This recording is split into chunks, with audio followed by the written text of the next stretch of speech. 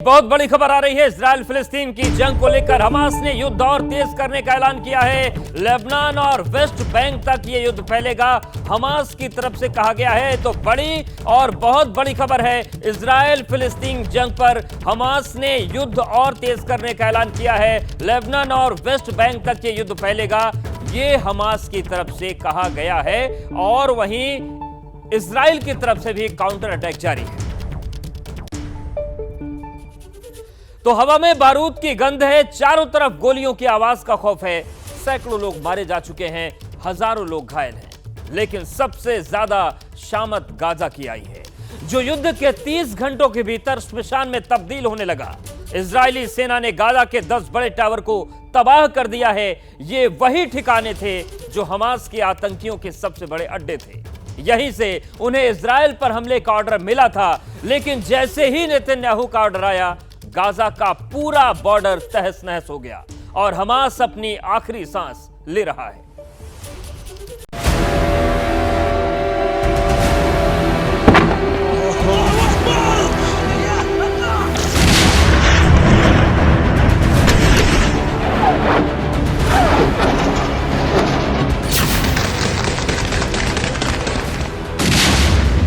क्या गाजा पट्टी का निशान दुनिया के नक्शे से खत्म हो जाएगा?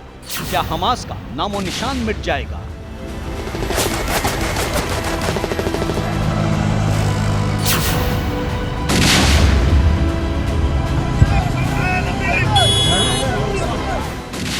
क्योंकि जो लड़ाई हमास ने शुरू की थी, अब वही उसके लिए काल बन गई।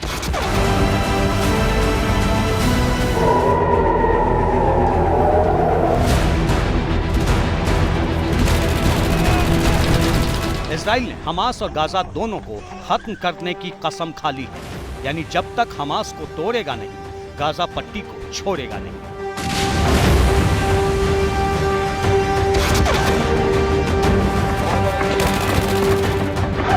और इसकी गवाही दे रही हैं ये तस्वीरें, क्योंकि गाजा पर रात भर रॉकेट से हमले हुए इजराइल की सेना काल बनकर टूट पड़ी है। ऊंची ऊंची इमारतें ताश के पत्तों की तरह ढह गई हैं।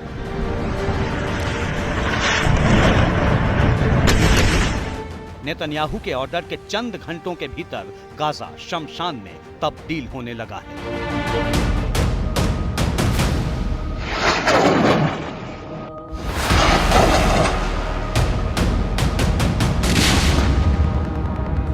हमास ने इजराइल पर रॉकेट्स दागे थे और उसके आतंकी छिप कर आए थे, लेकिन इजराइल ने हमास पर हमले के लिए कोई एंगल नहीं छोड़ा है। गाजा पर हर तरफ से मौत बरस रही है।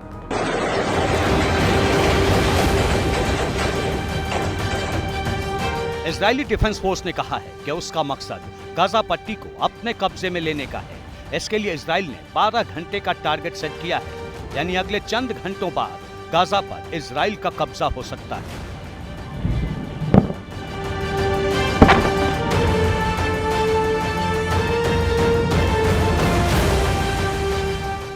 אנחנו נשנה את פני המציאות ברצועת עזה 50 שנה קדימה. מה שהיה הוא לא מה שיהיה. אנחנו נפעל במלוא העוצמה. אני מבקש מאזרחי ישראל להתאזר בסבלנות, לגבות את צה"ל ואת כוחות הביטחון. इजराइल का दावा है कि वो अब तक गाजा पर 430 बार से भी ज्यादा एयर स्ट्राइक कर चुका है और 1 दर्जन से ज्यादा ऐसे टावर को निशाना बनाया है जिनका इस्तेमाल हमास के जरिए किया जा रहा था।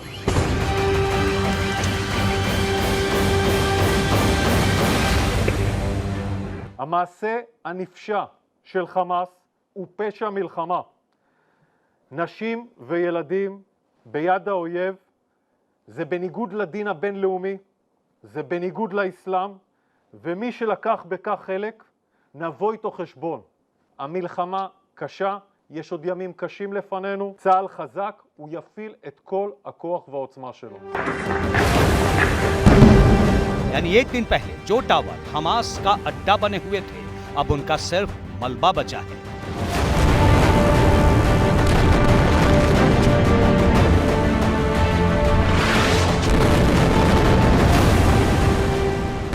जरा इस तस्वीर को देखिए। यह तस्वीर रविवार सुबह 6 बजे की है। तभी इजराइल का एक रॉकेट गाजा के रिहायशी इलाके में बने टावर पर गिरता है और फिर चारों तरफ धुआं छा जाता है। दूर खड़े लोग इसे अपने कैमरे में रिकॉर्ड करते हैं, लेकिन तभी ऐसी तबाही मचती है कि भगदड़ शुरू हो जाती है।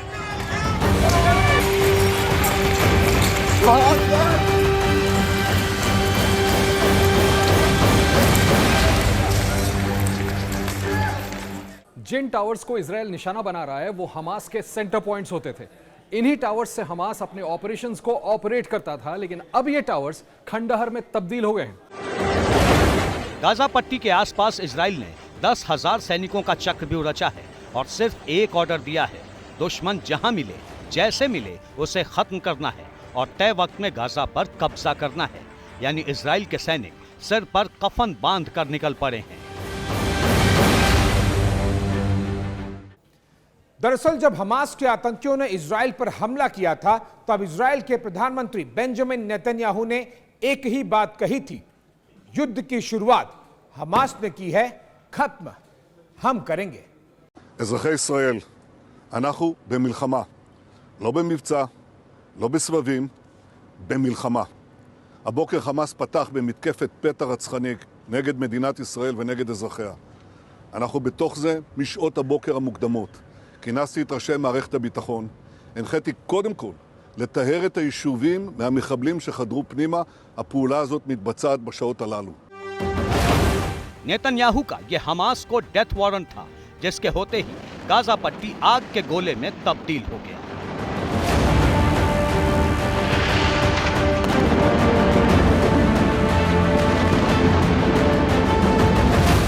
क्योंकि हमास ने इजराइल पर 20 मिनट तक रॉकेट बरसाए थे। जवाब में इजराइल ने पूरी रात उस पर बम बरसाए, जिससे पूरा आसमान काला पड़ गया।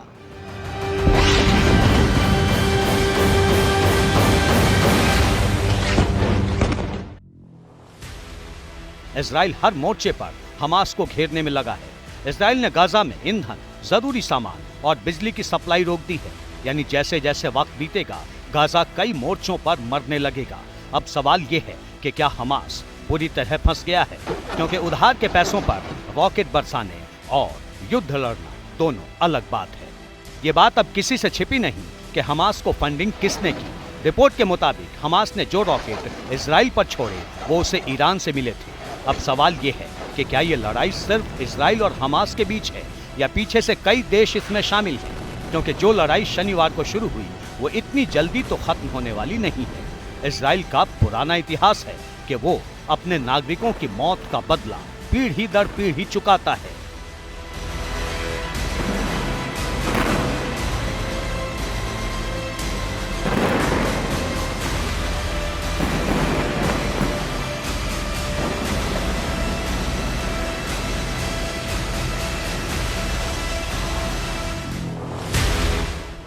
इसका ऐलान इस वीडियो के जरिए इजरायली एयरफोर्स ने कर दिया है। इस वीडियो में इजराइल की एयरफोर्स के जवान छिपे हुए आतंकियों को ढूंढ ढूंढ कर मार रहे हैं।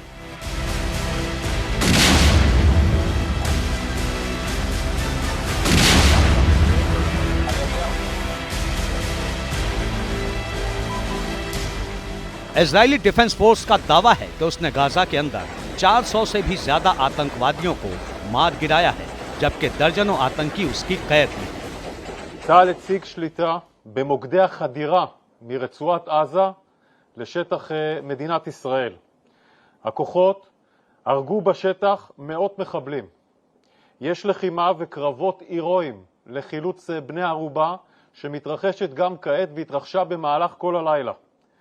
במהלך הלחימה מפקדים ולוחמים נפלו בקרבות ואזרחים נרצחו. מאות מחבלים נהרגו ועשרות נלקחו בשבי.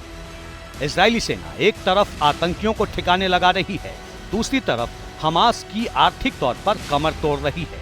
इजरायली एयरफोर्स ने उन दोनों बैंकों को तबाह कर दिया है जिनके जरिए हमास को आतंकी फंडिंग मिलती थी। इसके साथ ही उन सभी ठिकानों का नामो निशान मिटा दिया है जहां से हमास के आतंकियों को मदद मिल रही थी। ये इजराइल का फाइनल रिवेंज है, क्योंकि महज 30 से 32 घंटों के भीतर हमास अब अपनी आखिरी सांसें ले रहा है और गाजा अपनी किस्मत पर रो रहा है।